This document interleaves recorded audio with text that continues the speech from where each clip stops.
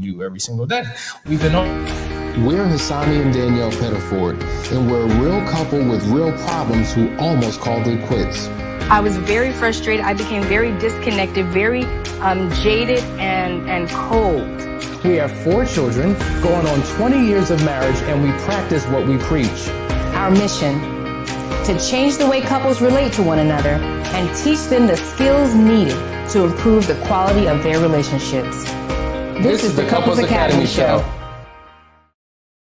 Well, welcome everyone to the Couples Academy Show. My name is Hassani, and I'm joined by none other than our great one, the practitioner, Lakeisha Hines. She seems to be a fan favorite.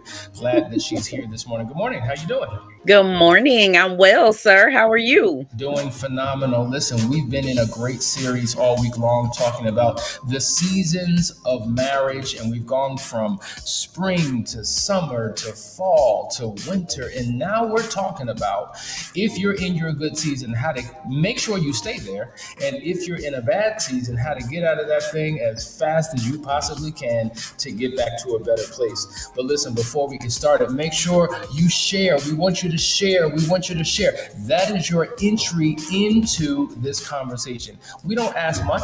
All we do is pour out. All we do is come on 2 times a day, and all you have to do is press a button to share. That's not too much to ask. So we ask that you do that so that this can begin to make impact on people all around the world. Really quickly, before we get in, Foundry is here, guys.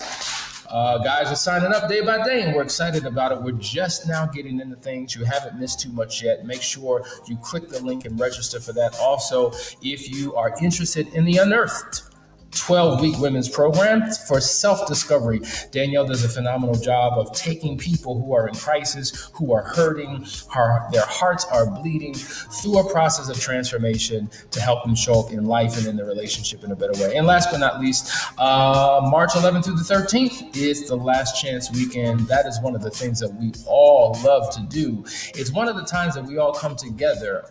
You know, we come together like Voltron because our practitioners are all over the world. They're in Philadelphia, Pennsylvania. They're in Los Angeles, California. They're in Tampa, Florida. They're everywhere. And we come together to do what we come to do, and that's to transform marriages. All right, guys, let's dive in. Let's dive into the conversation. We're talking about changing and maximizing the season that you're in. And there are a number of tips that we need to give you. Now, listen, I just don't want this to be good information. I want it to be information that leads to impartation and implementation and transformation and every other alliteration that you can come up with, but that's what we're here to do. So let's just dive deep. I'm going to start, and then Lakeisha's going to tag team, and then we're going to get into it. All right. The number one you need to do to remain in a good place, because even when you're in a good season, there are challenges. There will be rainy days. Sometimes there may be a storm that comes through, and you can't ignore it. You have to deal with it, overcome it to remain in a good place. Or if you're in a negative place, you got to do these things. Number one, you've got to deal with past failures. Now, one of the books I love, it's by John Maxwell. He wrote a book called Failing Forward. And in your journey to success in any area of your life, particularly your marriage, there are going to be missteps. There are going to be setbacks. There are going to be challenges, bumps in the road, things that didn't quite work out the way you wanted. But yet you're moving forward in a positive direction. I rather fail forward than fail backwards. But what happens is with these failures, some of us choose not to deal with it or address it. Some of us just want to, let's just move on and just hope that things get better. And what happens is you have all of these failures or these struggles that you haven't addressed, and things go wrong. And in order for you to move forward, you got to take a few steps back. In order to go into your future, you got to dig into your past, resolve those issues to put you in a better place. So that is why we encourage work days where you sit down with your partner and you deal with the stuff, the drama, the issues, the hurts, the pains, the ugliness, so that you can overcome them and move forward. Lakeisha. Absolutely. I think it's critically important that we don't use our failures as defining features, right? We can't allow our failures to define who we are. And we have a tendency to dwell in that space of I messed up. I mean, how many times have you started something new? Hassani, you're a businessman. You may have started a business and it didn't go the way that you wanted to go. Clearly, Couples Academy is not an example of that, but I'm sure that there were some businesses prior to, or business ventures that you reached out, you and Danielle tapped into, and it didn't go the way that you thought it did. So we can stay there and we can dwell on that, or we can use that as an opportunity to do something different, try something different, right? We can learn from those mistakes. And so I think it's really important during those work days that you're talking about that we track our progress and our accomplishments. So we have a plan in place. We're trying certain things. It didn't work out. Okay, we can scratch that off the list. Now let's move on to the next thing. But the goal is to, as you said, fall forward. There is a time to mourn, right? As the Bible says. So you mourn whatever that failure is, and then you move on and you try something different. Don't stay stuck there. I think that's a great point. Going back to starting businesses that didn't work. Yeah, I got a long track record of that. It's interesting because the average business owner, the average millionaire has failed at 7 or 8 different businesses before they found the one that actually worked.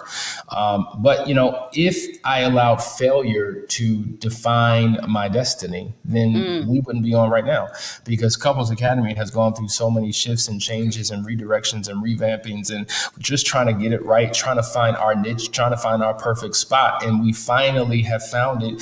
And now we're in the flow. And so oftentimes in life, to your point, when we face any roadblock, we convince ourselves, maybe this isn't for me. Maybe we're not supposed to be pursuing this. And so many people have a quitter mentality.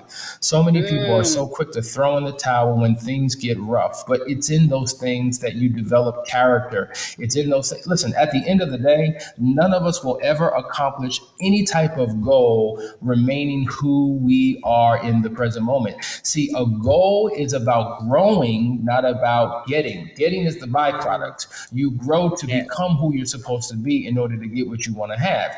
And many of you who are in your fall and winter season, if you continue to remain stuck in the way that you think, stuck in the things that you do, and you become just unteachable, not willing to hear nothing different, have to be right, can't be wrong, what's going to happen is you're going to remain in that season. But Absolutely. If you begin to change your season changes, because the season you're in is nothing more than an outward manifestation of who you are on the inside. And so rather than pointing your finger and making your spouse responsible for the failures that you're experiencing in your relationship, take ownership, take accountability, look at yourself. And when you do that, that's the pathway to transformation. Well, let me just say also, adding on to that, right, with you saying that, you have to look at your circumstances, look at the season and all of that. It's also important that you change your mindset, because if we're talking about seasons, like, you can't change winter. Winter's here for however long winter is here. But you have to change your mindset during that season, right? And focus on, again, the things that are going well, the things that you have accomplished, and don't dwell on the mistakes that you made. Learn from them. But don't continue to beat yourself up about them, or, as you said, point the finger and blame your spouse. So it's your fault that we're still here. It's your fault that we fail. No, we're in this together. It's a team. And so when one of us fail, we both fail. So we both have to work on, as you said, taking accountability and responsibility for our individual actions, but changing that mindset and focusing on the things that are going right and that we did well. We live in a society where we've been taught, trained, and indoctrinated to believe that, when our circumstances change, then everything else will change. In fact, when we pray wrong. God, fix my situation, fix my finances, fix my marriage, fix my teacher in school, because obviously something's wrong with her. Fix my sister, fix my mother, fix my spouse. And you're focusing on everything outward. That has nothing to do with you. They're outward, external things. No, when you focus on you, because you are the lowest common denominator in every situation that you are in. When you focus on you, then everything in your outer world begins to change. Yes. Like, I don't know why we don't get that. That's why we say the key to your marital restoration is your personal transformation. When I become who I'm supposed to be, boom, shifts begin to take place in my relationship. Oh man, that's good. That's good. And that's what this is all about. Guys, I hope you're getting something out of it. We're just getting started. There's so many more tips to go. You're watching the Couples Academy show. Stay right there. We'll be right back after this quick announcement.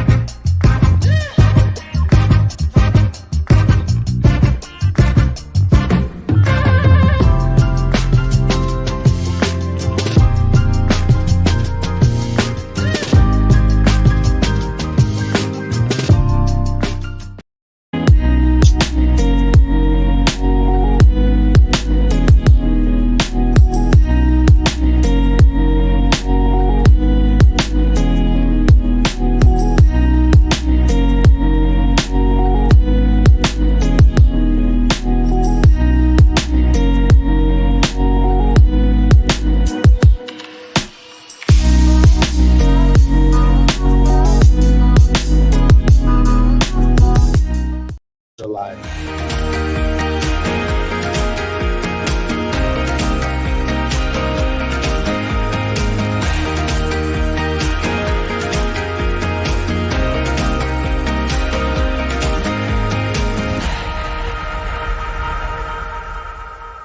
All right, we're back. We're back. You're watching the Couples Academy show. Let's just go to the family. Vashawn, Nina, Shalise, Debbie and Jody, Kay, Jarius, D, Kathy, Marilyn, Jackie, LaShonda, Jessica, Nicola, Miss Jules, Devlin. I mean, I can go on and on, but you know who you are. Nelly Belly, what's the dilly? Marilyn's in here. Hassani, hey Marilyn, how are you? Good to see you, sis. Good to see you. Power couple, Cali Power couple, you're all here. We're glad you're here. We're talking about how to change or maximize the season that you're in. Let me just say this. There are those of you, and it's so encouraging, like literally, there's people that I've never met before. We'll do a session for the first time, they'll book through the website, and they're like, man, we've been watching you guys like for the last 3 years. And I'm like, really? I haven't even, like, I don't see you live on the show. Not everybody watches live. And so we just want to be, we want to take the time to acknowledge all of you who never comment, who never post, but you're watching. We see you. We know that you're there. Somebody literally said they watch 8 hours a day. Like while they're at work, they put these in, they're working and they're listening. They're working and they're listening. Like, my God. 8 hours. That is some serious commitment. I need to do something for 8 hours straight while I work. Maybe it'll change my life in other areas. But glad that you tuned in. All right, we were talking about number one, dealing with past failures. I think you got what you needed to hear in that. But let's go to the next thing, because listen, if you're dealing with failures, oftentimes you may feel like a failure, like, oh my God, why can't I get anything right? Like it can weigh on you. But see, what you have to do, number two, you have to choose a winning attitude. See, now let's talk about this for a second. I remember when I was in high school, I was really the lead on my track team. I ran the 400, I ran the 200, and I remember there was this track meet that I just didn't want to do. I wasn't in the mood, I wasn't feeling it, and I kept telling my coach, my stomach, my leg, my back, I don't feel good, I don't want to do it, and he would not let me out because we needed to win this particular match. And I tried everything all the way up to the race. Plus, it was outside. It was windy. It was cold. It was just not good. He refused to allow me to quit. I ran the race. Worst time ever. It was the worst. It was the worst time that I had ever gotten. And afterwards, it taught me a lesson. Like, real talk, I was better than everybody else on that track. My numbers were consistently good, but this time it was the worst ever. It was my attitude. Mm-hmm. My attitude determines my altitude. If you think about a plane, when a plane takes off, when a plane lands, the nose, it's called the attitude indicator. So when the plane is taking off, it is considered to be in a positive attitude, which determines the altitude. When it's landing, the nose is going down, is considered a negative attitude, which determines the altitude. So your attitude is everything. 90% of everything is right here. Your deeply embedded belief system, the way you show up to a situation. So if you show up already failed in your mind, you will fail. And many of you have the wrong mindset and the wrong attitude as it relates to your relationship. And all you're doing is, it's like a self-fulfilled prophecy, because you believe it. You Yes. say this all the time. Whatever you believe, you are Mhm. right. If you believe That's you're right. going to fail, you will. If you believe you're going to succeed, you will. So you got to work on this first. What say you?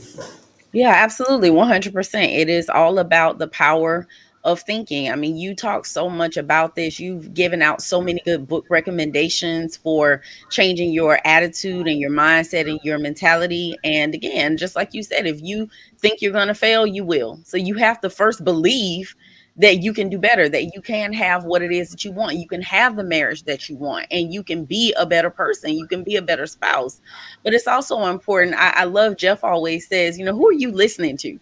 So it's critically important that you're surrounding yourself with the right people as well, because if you have a bunch of naysayers around you, then what do you think is going to happen? Eventually, they're going to infect you with their negativity. So, and it's crazy because I had a couple the other night I was talking to, they're in conflict because of some external relationships, friendships, or whatever. And, one spouse believes that the other spouse's friend is not for the marriage and they're not supporting them. So if that's true, and that's your bestie, that's who you're listening to, that's who you go to with your problems, you're getting advice from, and you're listening to, eventually she or he will infect you with their negative energy and take away your positive outlook. And as you said, Hassani, with that plane, if you guys are with that positive altitude and you're climbing because you're looking up and you've made goals and you're determined that this is where we're going, the minute that person comes in with their negative energy and words and attitude and all of that, what happens? You begin to descend, and now we've got that negative altitude.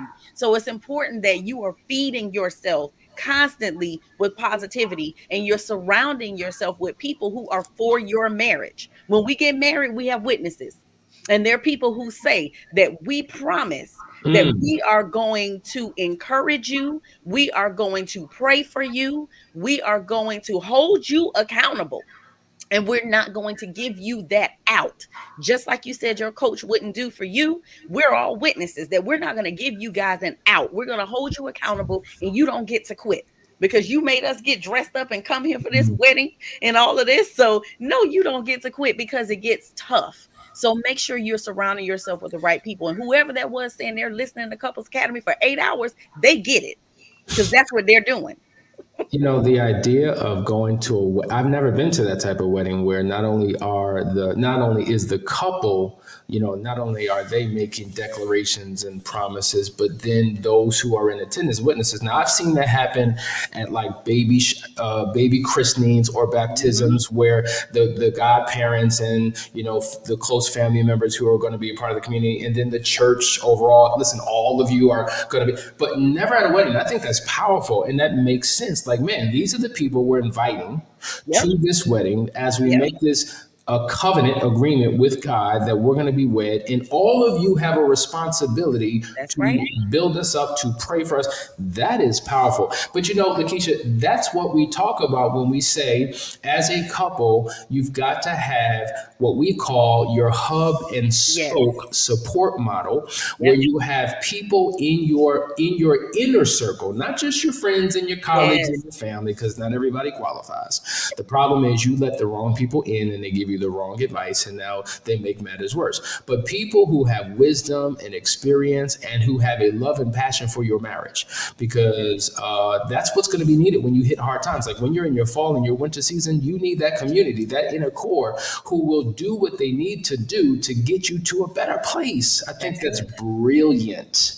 Listen, got a couple comments. Nina says, just had talk with husband, use all the notes I had to make sure my body language and tone was proper. He says to me, I don't want to talk about your marriage every day. I have things to do. I am in winter. Wow, he actually identified the fact that he is in winter. Interesting. And I think that speaks to Danielle's point that one of you could be in spring and the other one could be in fall or whatever the case may be, because even though there are these marital patterns that you have as a couple, there is the individual experience that each of you have. One is in a good place, one is just not. And so what do you do in that space where you want to work on your relationship, but your spouse is not there? This is where really the power of prayer comes in. The Bible says when you've done all that you can do to stand therefore. And so prayer comes into play. So how do you pray? Obviously, you're praying for your partner, but you also want to pray that God will raise other individuals up, that God will allow situations and circumstances to begin to speak, because God speaks in many different ways. He speaks audibly. He speaks in his word. He speaks through situations. He speaks through other people. So when we say the fullness of God, we're talking about the system he put in place, and there are individuals and things that he's raised up to be a part of that system to get to your husband. So in the meantime, you keep your countenance high, you pray for your spouse, and guess what? Those seeds deposited will produce a harvest of change and transformation in his life. You're watching the Couples Academy show. We'll be right back right after this quick break. Stay right there.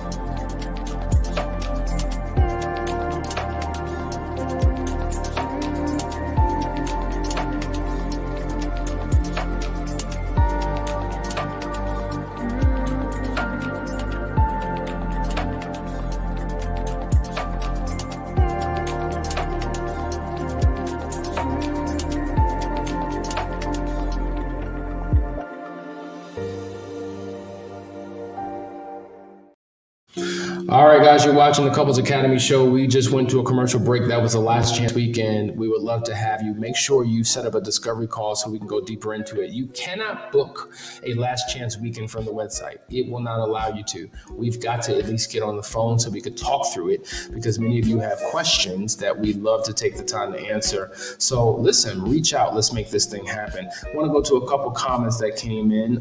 Daryl says, good morning. Love tuning in each day. Powerful and life-changing information. We appreciate you. Good morning, CA from the Bradleys. Good to see you, my friend. Love you.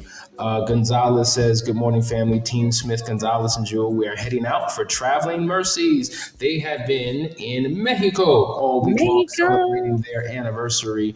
22, I think it's 22 years. It's something powerful like Crazy. that. Something like that, somewhere in the 20s. Jackie says, don't be afraid of pain. Healing starts with your pain. We tell the Academy to heal correctly. That is so true. Listen, when you are healing, there's still pain attached to it, but the pain begins to dissipate over the course of time. If you just allow yourself to heal on your own, you may heal incorrectly, and that pain always comes back and never seems to go away. So healing correctly is the right way. Callie Power Couple says, hey, Asani, Couples Academy should do a masterclass called Seasons. Every human being needs to understand the seasons of their lives and can benefit from you guys' knowledge. That's a great idea, because it's more than just your marital relational seasons. There are seasons this is where that power of the Enneagram comes in, because I, as a 3, Danielle as a 7, we go through our own individual seasons. And so how do you adjust to someone else's season? It can be scary, because they may be venturing into some things based upon where they need to be. And it's just like, the pattern is shifting. The dance is changing. This is uncomfortable. I don't know what this is. And so it can cause things. So knowing your season and your spouse's personal season is critically important. Jackie says, failure only happens when you give up. So true. Have a great trip, Gonzalez Smith, for safety and protection. Thank you. I love the fact that they talk to each other throughout the show. They're building their own family, and I love that. All right, let's go into the third thing that you need to do, technique, tip, strategy, to stay in your season or to get out of your bad season into a better one. And that is to learn your spouse's love language. I can't tell you how many times we talk about this, but these are the basic fundamentals. Like, some of you guys want to be dealing with the trigonometry of relationships, and you haven't even gotten the basic mathematical formulas together. Guys, it's about addition, subtraction, division, and multiplication. Once you master that, everything else builds on top of that foundation.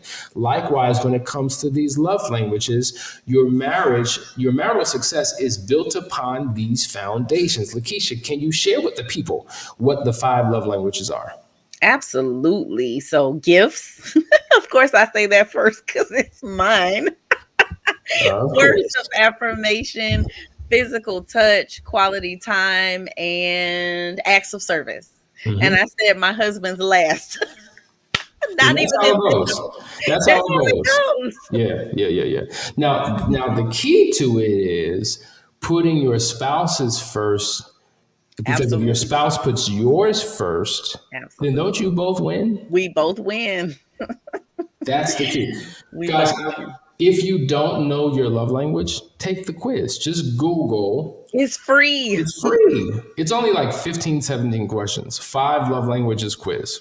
Yep. And you will get a I don't know how deep it is if it's free, but you'll get an insight into what you need, what your spouse needs. And then we encourage you to get the book. The book has been an international bestseller for years because it's fundamental. And so it's just worth getting. You want to build up your library with information that will support what it is that you want to do. You can't be successful and knowledgeable about how to have a relationship that you want, but remain ignorant on what it takes to do so. So learn your love languages. If you know your love languages, why don't you post them here in the chat so we can, I want to know not only yours, but your spouse's. Do you know your spouse's? Yeah, put your spouse's first. There you go. Put your spouse's first and yours second. Let's go to the next one.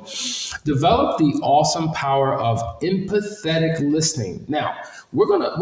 Oh man, we only have 2 minutes left in this show. Oh, I can't believe this. Okay.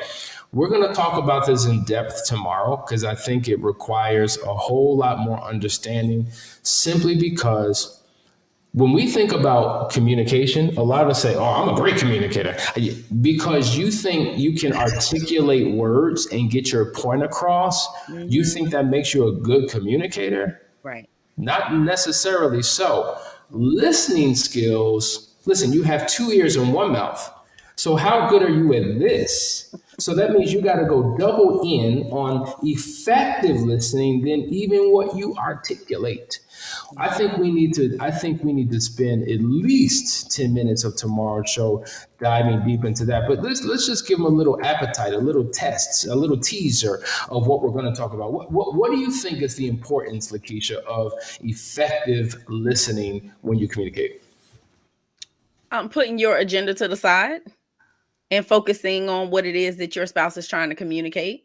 When we are having conversations, a lot of times with our spouses, it's like double dutch. You waiting to get in, getting in, instead of being patient and just allowing your spouse to get out everything that they need to say. You're waiting or developing a response. And if you're thinking about what you're going to say next, then you're not effectively listening, right? So putting your agenda to the side, not trying to be right, not focusing on everything as it pertains to yourself, but focusing on looking at things from your spouse's perspective instead of trying to get them to come over to your side and see it from your perspective. Great tip. We're going to go deeper tomorrow, guys. I hope you're getting something out of this show. You've been watching the Couples Academy show. We're going to pick up for the last part of this tomorrow. Tomorrow's Friday. It's a day to celebrate because we're entering into a weekend. So make sure you tune in. You tell somebody else about it. We'd love to see you as we continue this conversation. Take care. See you later. Bye-bye.